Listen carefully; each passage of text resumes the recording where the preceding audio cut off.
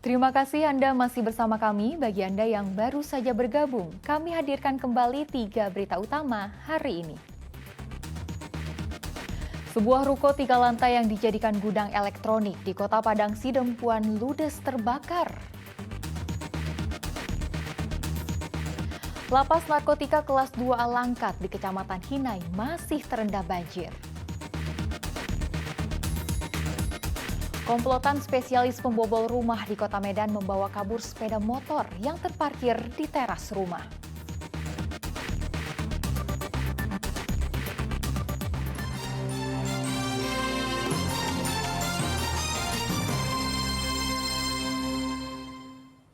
Kita ke informasi selanjutnya. Telepon genggam milik penjaga warnet di Kabupaten Deli Serdang raib dibawa pencuri saat ditinggal ke toilet. Pencurian ini pun terekam kamera pengawas. Pencurian telepon genggam milik penjaga warnet ini terjadi di Jalan Makmur Pasar 7, Kecamatan Bandar Khalifah, Kabupaten Deli Serdang. Kejadian ini terjadi pada 7 Oktober 2020 lalu. Saat kejadian, penjaga warnet sedang ke toilet dan telepon genggamnya ditinggal di meja kasir. Mengetahui penjaga warnet pergi ke toilet, salah satu pengunjung warnet langsung mencuri telepon genggam dan kabur melarikan diri.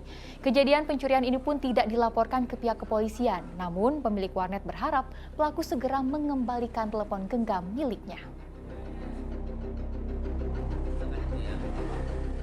Saya kamar mandi, saya kan duduk di meja kasir, ya kan.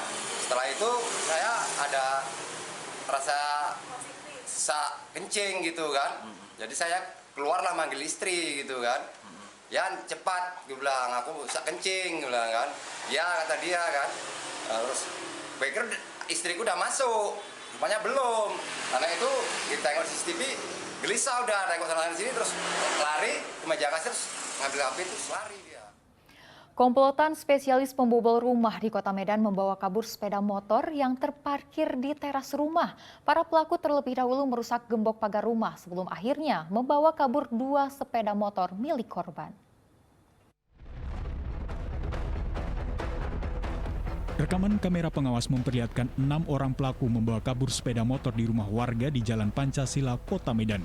Para pelaku yang berbagi tugas ini awalnya berkeliling sekitar rumah korban untuk memantau situasi. Salah seorang pelaku menyadari adanya kamera pengawas di luar rumah korban sempat memanjat dan merusak kamera pengawas. 3 orang pelaku pun langsung merusak gembok dan rantai pagar dengan alat gunting pemotong. Para pelaku kemudian membawa kabur 2 sepeda motor yang terparkir di teras rumah. Sedangkan 1 unit lagi tidak dibawa kabur karena sepeda motor dalam posisi tergembok rem cakram. Korban Mulyadi menyebutkan menyadari pencurian saat di pagi hari ketika hendak mengantar anaknya sekolah. Pagi mau ngantar anak sekolah, terus jam 7 keluar, lihat kereta udah nggak ada 2 biji kan. Cek keluar, kok nggak ada ini. Saya itu apalah lihat rekaman CCTV, supaya ada kemalingan. Terus lapor warga sini, abang sama ada polisi setempat. Ngecek lagi CCTV masjid, memastikan rupanya ada banyak orang sebelum kejadian. Terus coba panggil warga di sini lah yang jaga malam. Dari situlah dapat laporan, dapat cerita, baru besok kita ngelapor. Kalau dari video ada setengah jam juga lah durasi untuk orang yang membobol. Pertama dia lihat situasi jalan, terus bobol atas, saya itu bobol bawah. Terus karena nggak bisa, ada yang dari sebelah ngeliatin memastikan apalagi yang kurang kan. Terus yang di bawah lagi dibobol sama dia, baru bisa kebuka. Atas peristiwa kehilangan ini berbekal rekaman kamera pengawas, korban telah melaporkannya ke Polsek Medan Area. Korban berharap polisi segera menangkap para pelaku dan sepeda motornya dapat ditemukan kembali. Muhammad Hamdani melaporkan dari Kota Medan.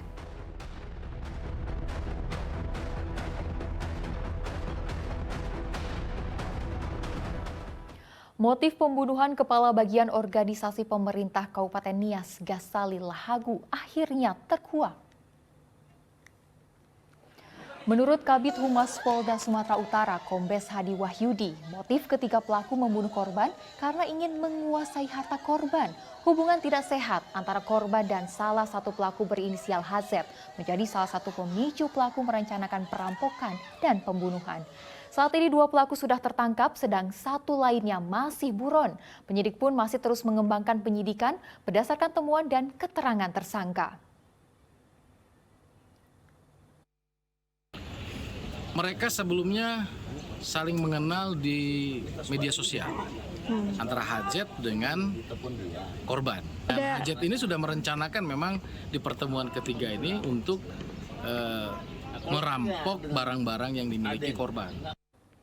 Seorang anak yang baru berusia 13 tahun di Kabupaten Deli Serdang dianiaya tetangganya saat akan meminjam alat hisap sabu. Akibatnya korban mengalami luka lebam di wajah dan mata. Korban diduga kecanduan sabu-sabu karena sebelumnya korban diberikan sabu-sabu secara gratis oleh pelaku.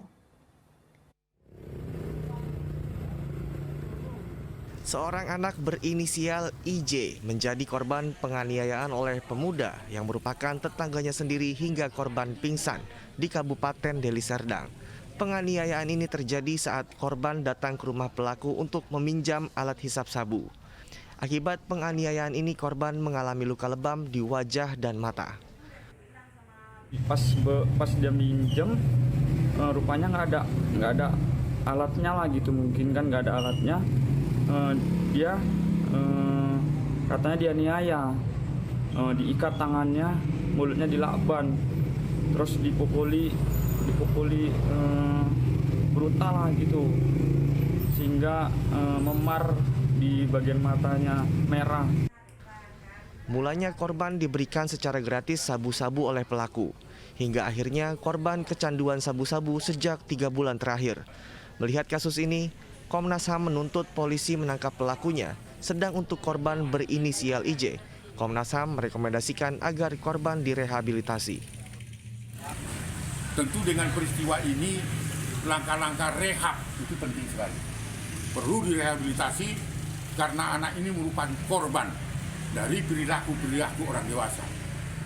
Nah, yang mempengaruhi anak ini sebagai korban, maka saya minta kepada Polres Deli Serdang segera mungkin dimintai pertanggungjawab kepada orang dewasa yang mengorbankan anak ini. Selanjutnya Komnas HAM akan terlebih dahulu memfokuskan untuk merehabilitasi korban yang sudah kecanduan sabu-sabu. Muhammad Hamdani melaporkan dari Kabupaten Deli Serdang. 70 orang yang tergabung dalam komunitas petani di Kecamatan Tanjung Morawa, Kabupaten Deli Serdang, Rabu pagi menggelar jamu tanah atau doa bersama dengan sejumlah warga dan tokoh agama. Kegiatan itu bertujuan untuk meningkatkan hasil panen para petani. Terjadinya berbagai kendala dalam beberapa bulan terakhir seperti tanaman diserang hama, produktivitas dan hasil panen menurun, bahkan sampai harga pupuk yang tak kunjung menurun, membuat para petani di kawasan Desa Naga Timbul, Kecamatan Tanjung Morawa, Kabupaten Deli Serdang mengeluh. Selain pendapatan yang diterima petani sedikit, utang petani juga terus bertambah ketika menghadapi masa tanam. Dengan berbagai kendala tersebut, pemerintah Desa Naga Timbul bersama 70 orang yang tergabung dalam komunitas petani menggelar jamu tanah atau doa bersama untuk meningkatkan hasil tanam petani pada musim tanam tahun ini. Usai dipanjatkan doa, seluruh petani dan warga makan bersama di hamparan sawah seluas 720 hektar. Pada hari ini kami mengadakan kegiatan jamu tanah. Faktor kebiasaan kami setiap mau turun tanam, mau musim tanam, ini adalah musim tanam MT kedua. Jadi setiap kami mengadakan musim tanam, kami mengadakan yang namanya jamu tanah. Oh, seperti apa kegiatan tadi, Pak?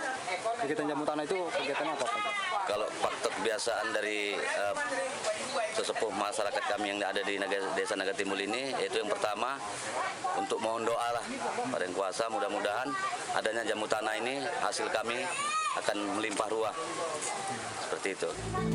Para petani berharap panen tahun ini lebih meningkat daripada tahun sebelumnya dan ketersediaan pupuk bersubsidi kembali normal. Muhammad Hamdani melaporkan dari Kabupaten Deli Serdang. Dan informasi tadi mengakhiri berita Medan hari ini. Saya Tia Anissa, berterima kasih atas perhatian dan kebersamaan Anda. Selamat beraktivitas dan sampai jumpa.